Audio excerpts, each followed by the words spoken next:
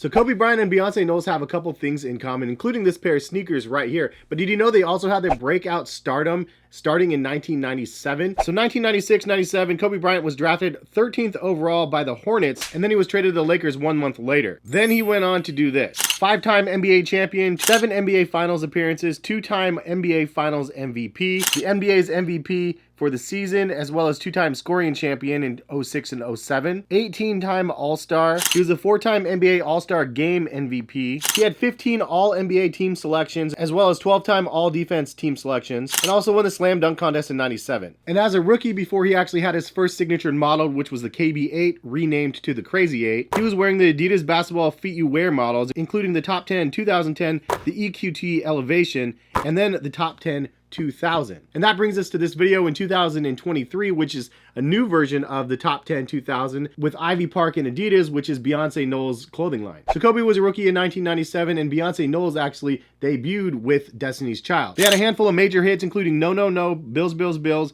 Jumpin' Jumpin', and Say My Name. And in 2003, Beyonce Knowles went solo.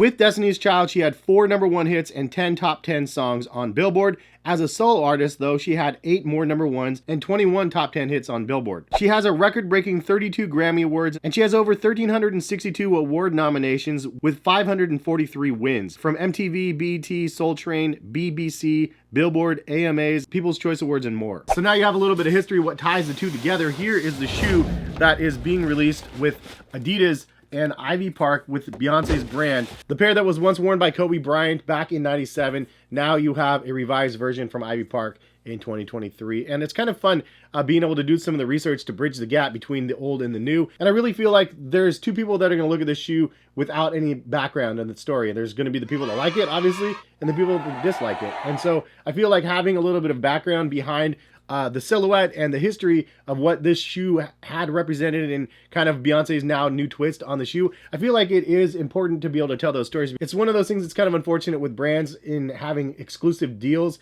Like obviously Kobe's exclusive with Nike now. Adidas can't tell you, hey, remember it, like Kobe used to play in these. It's kind of cool to look back and go like, this is the style of sneaker that Kobe actually wore in his rookie season. It's fun to have some sort of like a time machine and take us back to when he was like fresh and new. But anyway, for me, even doing some more research about the shoe, I definitely grow more of an appreciation for the model itself and the fact that Adidas is unvaulting it and bringing it back out to us again. And I think that Adidas needs to do more of that because there's a lot more stories that they can't tell that hopefully people like myself and other people that can review the sneakers can tell those stories. Like if you guys missed my Adidas video I did a couple months ago, it was kind of fun to be able to dig up some of the history because obviously, again, Adidas can't really tell that story. Anyway, this is kind of the new revised version that Beyonce and Ivy Park and Adidas created, and it is definitely different than the original. Obviously, this is a lifestyle model. It's not a performance version, although it does have the same performance outsole. The back section honestly reminds me kind of like a Nike Foamposite. I like the molding that they actually created there, but it's done in a nice suede material there. And then at the back of the heel tab, you do have kind of a puffy material here in nylon that does say Ivy Park. On the tongue, it also has a suede little patch that says Ivy Park, as well as in the liner of the shoe, Adidas and Ivy Park. Subtle branding, but I like that. The suede material is actually really nice on the shoe. There's a more rugged version on the heel of the shoe, and then kind of like a softer version around the toe cap of the shoe, and then the eyelets for the laces, and then the tongue. I like the multitude of different colors for the laces, and then you do have some safety orange replacement laces as well that you can use instead. The outsole is definitely something that is really cool because it's really, really bright. Again, that safety orange or hunter orange or whatever you want to call it. And Adidas website says the campaign is centered around embracing exploration and adventure to the fullest and guides us to a place of wonder and revelation through time, space, and self-transformation. They also got Offset and his son and the supermodel and actress Devin Aoki, Ice Spice and Coco Princess and Jordan Fuller and Nia Dennis and so on to help promote this launch. So it's kind of cool. But not only do I have these, I have a couple other pairs from the collection to show you.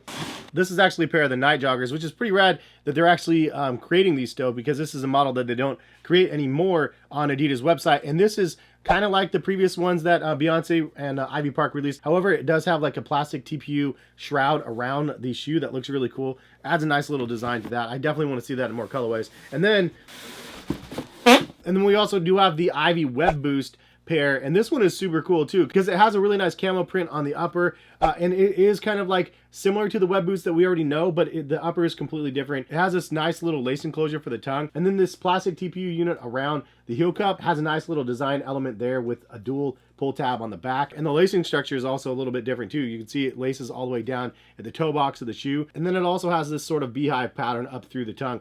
Overall, stylistically, I think this might be my favorite of the three. I just think it looks really cool. It's a casual shoe you can wear. The overall color blocking on this one is just super nice as well. I also like camo and like natural colored tones and stuff on sneakers and stuff, so I like that one probably the best, but all of them are pretty nice. And then transitioning back to the shoe that really brought us to this video is this guy right here. Now, they do have a couple different colorways that are dropping. The first round drops on the 9th, which might be after when I post this video. I will link the Ivy Park collection in the description of the video if you guys are interested in shopping the rest of the collection. There's a couple other pairs of shoes and then some nice apparel as well. Some of the apparel is a little bit far out there, at least for my taste, but the sweatpants are really nice. I really like the way they fit. I actually got one pair of those, and then they had some knit pants that I was really interested in as well. I thought they looked really fire, and the hoodie looks good. I like the simpler items personally, but they have some nice simple items in the collection. But again, link in the description if you guys are interested in shopping the collection. This pair, I believe, it comes out on the 20th, so I'll link it in the description as well. But what do you guys think about the Ivy Park collection?